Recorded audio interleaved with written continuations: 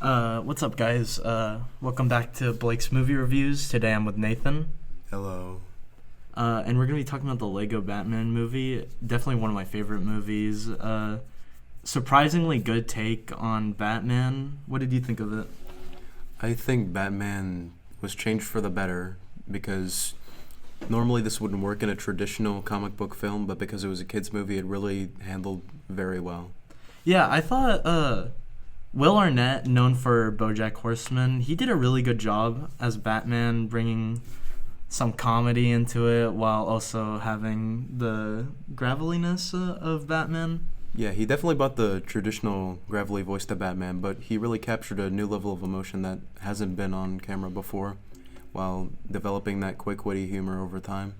Yeah, so I was pretty surprised that they did a Batman comedy so well while maintaining the character of Batman. Let's move on to the next voice actor. Michael Cera, best known for Scott Pilgrim vs. the World, Nick and Nora's Infinite Playlist, and Juno. I thought he did a really good job as Robin, even though he was playing a kid, but his voice fits that really well because he is a little bit like a little kid. Do you know about Michael Cera, Nathan? I do know about Michael Cera. Now, one thing interesting about the character of Robin in this film, the appearance he takes on was that of the Robin Carrie Kelly from the Dark Knight Returns storyline, while the character itself was Dick Grayson, the first Robin. And I thought that was a bit interesting how they added that little tribute to Carrie Kelly's character while still maintaining the character of Dick Grayson throughout the film. Yeah, I thought that was a really good take on Robin's design. Like, they didn't just go for like the basic Robin. They went for something new, and I thought that was really cool. So can you tell us a little bit about Batgirl's voice actor? I don't really know her. Batgirl's voice actor, she was recently known for playing the live-action iteration of Ahsoka in The Mandalorian, a long-beloved character in the Star Wars franchise. And I thought she really brought a level of cool collectiveness to Batgirl. And it was just a really good take to see an older, more mature version of that character. Yeah, she's usually a child in most of the iterations, right?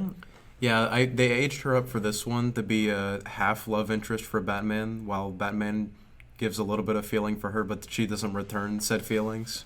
Yeah, and then, of course, we got to bring up Zach Galifianakis playing the Joker. Definitely one of my favorite iterations, like design-wise and just like character-wise.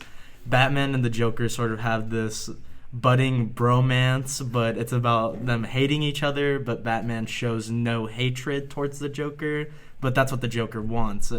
And there's this really funny scene where the Joker says, "I hate you, Batman," and Batman says, "Me too," and everyone just gets super angry at Batman. That's such a funny scene.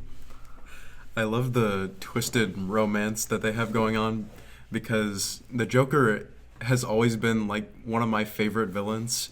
And seeing that version of the character on screen just made me giggle to myself. Yeah. So something I wanted to talk about was emotional scenes in this movie. They surprisingly hit very hard for a Lego movie. And I don't know, like I remember watching this film in theaters and crying at some points. Yeah, the emotional scenes really caught me off guard because I wasn't really prepared for that because I didn't expect it out of a kids movie, much less a Lego kids movie. And they sort of had these jokes where they would mention something earlier in the movie, and then they'd bring it up again, and it'd be funny. But they use that to their advantage with some scenes bringing up past scenes, but in a more emotional way. Like there's a part where Robin takes a picture of the Bat family, and side by side, it's like Bruce Wayne and his parents before his parents died.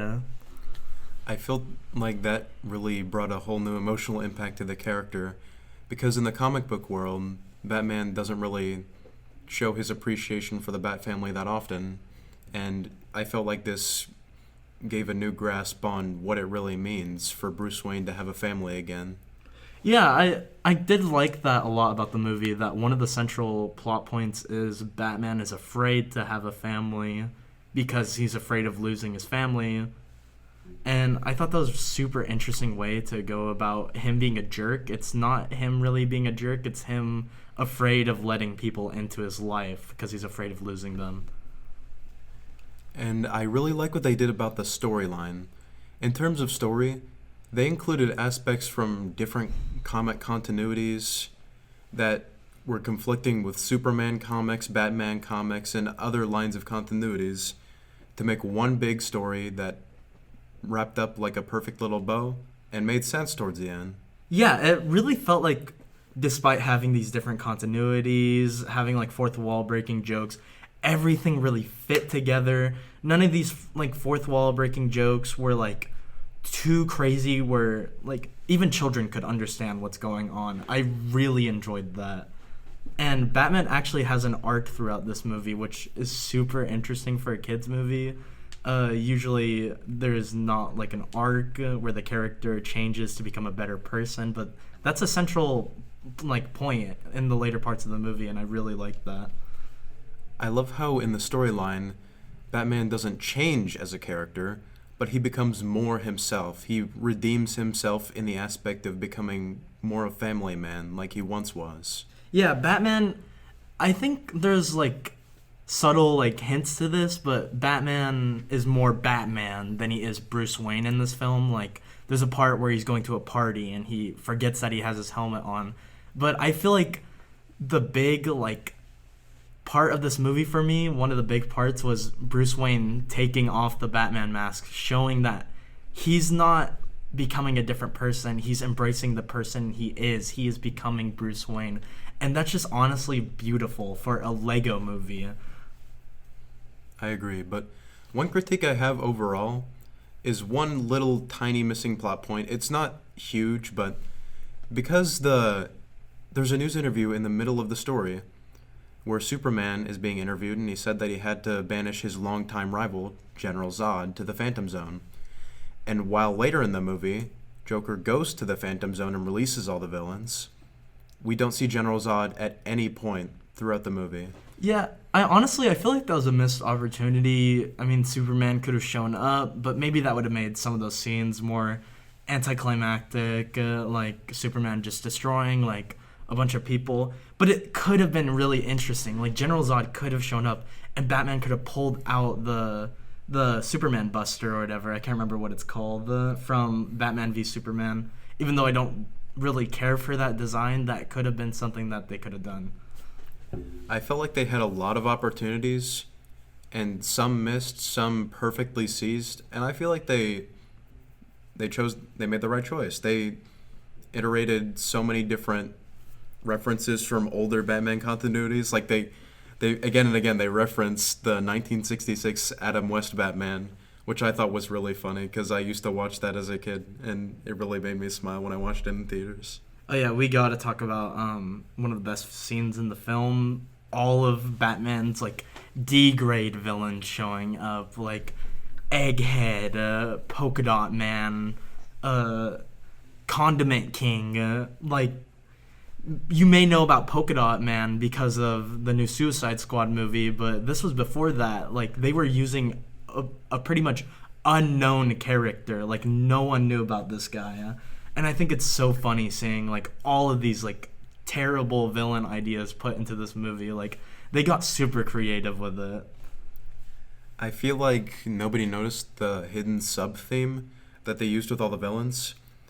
So while Batman had his theme of being a family man and embracing family, Joker had his own theme of being thankful for what you're given. Because he had a whole team of, what Blake said, D-list villains. And he decided he needed to upgrade in order to get Batman's attention. So he kind of abandons his D-list villain team in order to find the better villains in the Phantom Zone. And I think that in the end of the movie, the resolution of him coming back to his D-list villains was kind of fitting, that both parties would have a sort of family reunion type thing. Yeah, because you see Joker in his house like earlier in the movie, and he's with all these villains. Like he clearly like lives with them, And I think it's interesting that they used the D-list villains to take the Joker down. Joker, if he just needed to utilize what he was given, and he could have taken down Gotham. Like, it's shown in this movie, like, how strong these D-list villains even are. Like, Egghead even pops off. Like, it's so interesting seeing all these D-list villains take the Joker down, and all of these, like, insane villains throughout fiction. But I don't want to get, like, too off track. Let's talk about the animation. Like, what did you think of the animation? I thought the animation was really pretty. They used it really well in terms of cinematic shots. And during the action scenes, they made it really fluid, really expressive. It was really a treat for me to see that in a Lego movie. Yeah, I like those callbacks to the original Lego movie. Like, Batman is a master builder. Like, he can build all these stuff. So, like, or all this stuff. So he uses the environment, and so that's another way that they use the animation really well is he breaks apart these buildings and he uses the pieces from the buildings to build these, like, ships and stuff. I think that's really awesome. I agree with you about cinematic shots. The movie just, like, looked really pretty at some points, and that was really strange for a Lego movie. I also agree about the fight scenes. The fight scenes just looked fantastic. It was super surprising seeing fight scenes look so good in a Lego movie. And because it's a comic book movie, they utilize this specific style in which they would use different brick pieces instead of the actual normal minifigure pieces to make it seem like that limb is contorting and stretching, like in comic pieces where a limb would contort and stretch in a way to express different forms of movement. So that gave fight scenes extra oomph to give him more range of movement when Batman's out there fighting villains. Yeah, like, you could really tell that Batman packed a punch. Like, all of his, like, punches just feel so heavy. It's awesome. And with the limited range of movement when it comes to a Lego figure, they really utilized his form of fighting in terms of they worked around the limited range of movement. Yeah, like, when you're watching a Batman thing, like, he's always, like, doing hand-to-hand combat, and I mean, obviously that'd be hard to do with a Lego figure because they're stuck in that little, like, circle, like, half circle hand, but they still do it amazing. It's crazy. Like, I can't imagine the amount of hours that they put into this movie, because isn't some of it actually, like, stop motion? Yeah, for the most part, the movie is stop motion, but there are some scenes where it is animation, like where the Batplane is flying. They can't really express that, so they have to animate it. But, like, even, like, on parts where it's animated, like, you'd really have to look close to tell that it's animated. Like, it all just looks like fully Lego. It's awesome. In some parts, it is mostly Lego. Like, the set pieces are completely Lego, and they will just fully animate Lego bricks instead of animating, like, say, flames out of an engine of the Batplane.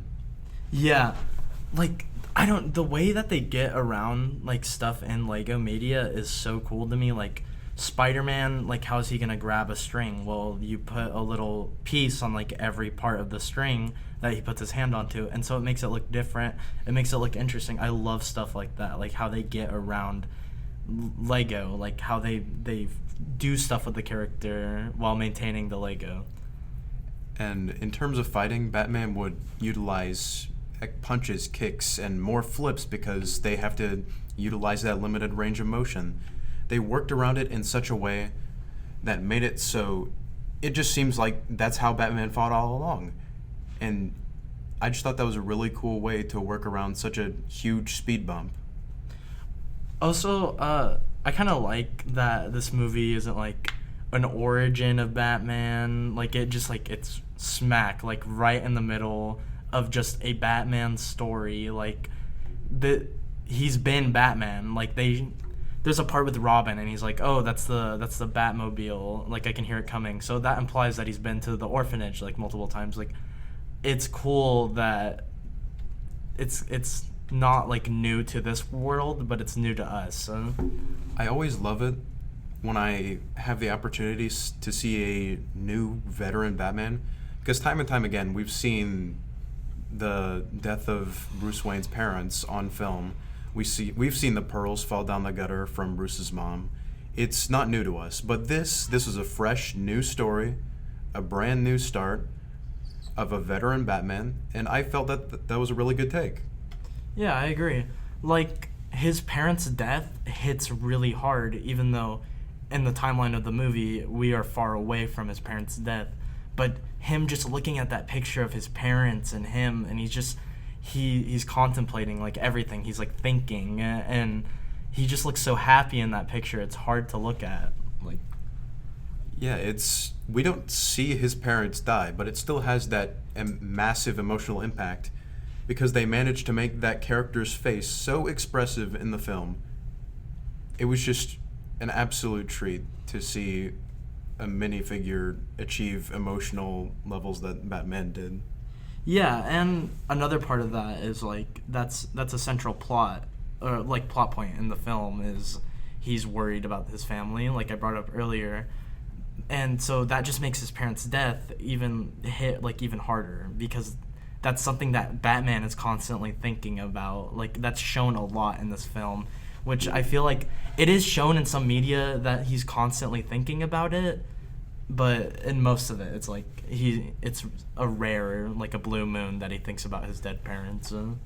And the ending was the perfect resolution to that. Because, like Blake mentioned earlier, Robin took a picture of the entire Bat family, and it was almost identical to that of a picture of Bruce Wayne and his parents. And at the end, he hangs it right next to that exact same picture we're talking about. And you can see them side by side, his old family and his new one. Yeah, and he does all the things he did, like, by himself with his new family, and that's really heartwarming to see. Like, even though it's, like, goofy, it's nice. It makes me smile. It makes me happy. Overall, I think this was a really, really great movie to watch. A great first iteration of a Lego Batman movie. Because we saw him in the Lego movie, and he was just like this cool, stoic guy. But we really got to delve into him and unlock him as a character and really see how he ticked. And yeah, it was really a treat for us. It's a very good movie. I really recommend it. Like, it's just a fun movie to watch. And not to be concerned about age restrictions because, like movies like Shrek, they hide little adult jokes in there so you can watch it with your family and everybody can enjoy it. Yeah, there's a ton of adult humor in this movie, which was surprising watching, like, recently, because I remembered none of it from when I was a little kid. But yeah, do you want to get into some ratings? Overall, I'd give this one a solid 4.5 stars. Like, there are some gaps here and there, but it's a really, really solid movie. I have to agree with you. Somewhere around 4.5. Like, it's not a perfect movie, but it's so close to that for me. Like, it just, like, hits every mark for me.